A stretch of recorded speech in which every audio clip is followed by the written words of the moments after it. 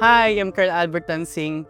I am a part of worship, tech team, and also serve as a sub-leader in Tribe here in Wisdom Church of Manila.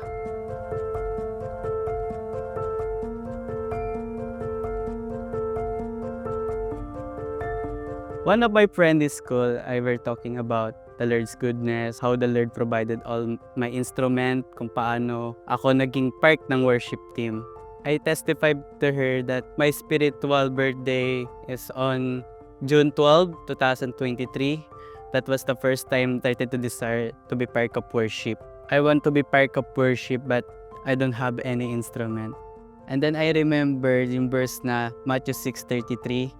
It says, "Seek ye first the kingdom of God and His righteousness, and all these things shall be added unto you." And then after 3 days, na-receive ko na po yung guitar na pinagpe-pray ko.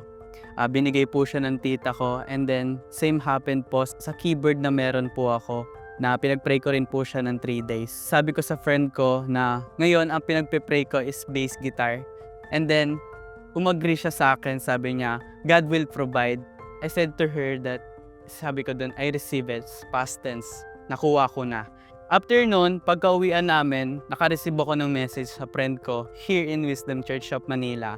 He said na naalala niya daw po na gusto ko daw po matuto ng bass guitar. Sabi ko po is yes, pero tinanong niya po ako kung meron na daw po ako.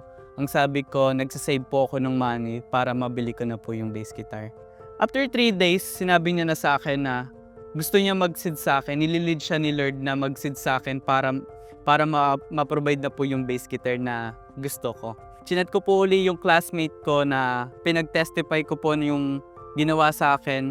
Sabi ko sa kanya, na-receive ko na yung bass guitar na pinagpe-pray ko, and then within 3 days lang po nakuha ko na po. And then sabi niya po sa akin, ang galing daw po ni God. Napaka-faithful ko daw po kasi kaya binibigay ni God yung gusto ko. But I said na it's not about my work. It's not about sa sacrifice na ginagawa ko for Him. But He's faithful to His promises po. And then after that, sinabi ko po sa mama ko na gusto ko pong mag-testimony sa SOA.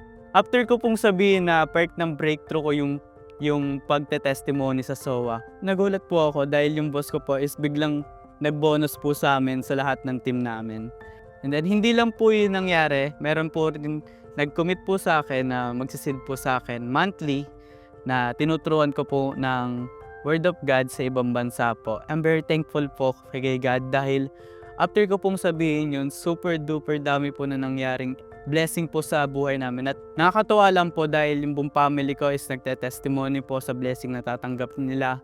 Hindi lang po sa akin, patuloy po nag-overflow yung blessing ni God. Now I encourage you to testify the Lord's goodness in your life and inviting you here in Wisdom Church of Manila.